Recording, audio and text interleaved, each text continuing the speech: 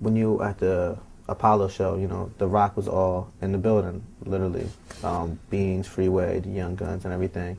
And at the time when you were making like the Dynasty album, the Blueprint, and you guys were all working like out of the same studio, everybody's coming in and out of baseline. Does that foster an environment, like what kind of environment does that foster as far as creativity versus when you guys aren't recording in the same studio? I mean, it's just natural, right? If you're working with a bunch of people, like if you by yourself, you might think you could get away with saying something half-assed, right? You put it out there and be like, nobody's looking, and you just throw it out there. But when it's a bunch of people around, you're trying to impress everybody around, and it works like that. And then everyone's feeding off each other, and you know, then you have everyone there, you know, to say, nah, that's not it.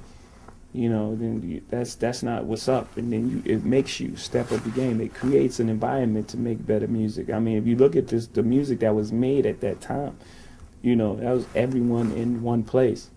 Yeah, so absolutely, baseline was incredible for that time period. I don't think we could be touched at that time period. Forget about it. And then when you did American Gangster, it wasn't exactly the same thing, but from reading about it, it seems like it was almost an environment like that with all the producers just being there. Like I think I remember reading Jermaine Dupri talking about like feeling the pressure of like having Toomp make a beat there, and I think another producer was around.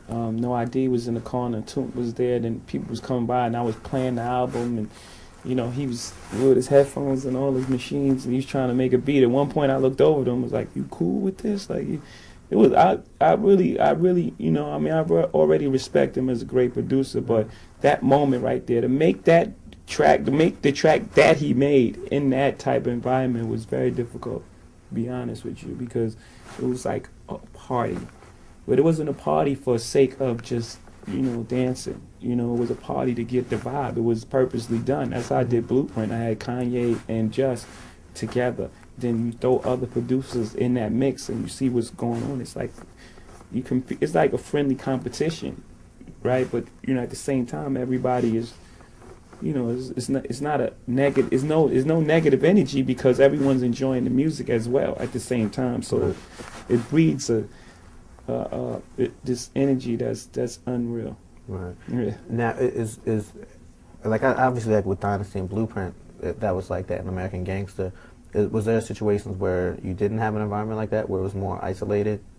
Yeah, a lot of times. You know, a lot of times. How do you get it to the point where it becomes like how did you get it to that point where American Gangster it has to be organic though as well. You can't doctor that thing because that's what happens. You're right. You're gonna have that type of energy.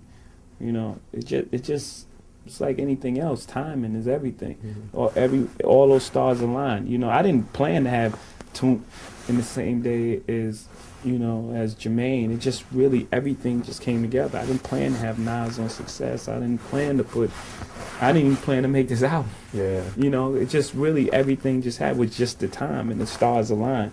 You know, who knew that Kanye West was going to be a great producer? Or Just Blaze. They were pretty much unknown. Right. They did a couple tracks with like a Mill and maybe a Bean song or something like that, but they hadn't done much work at that time. So I didn't know that those two was going to work out to make that. Right. You know, it was just the stars. Yeah.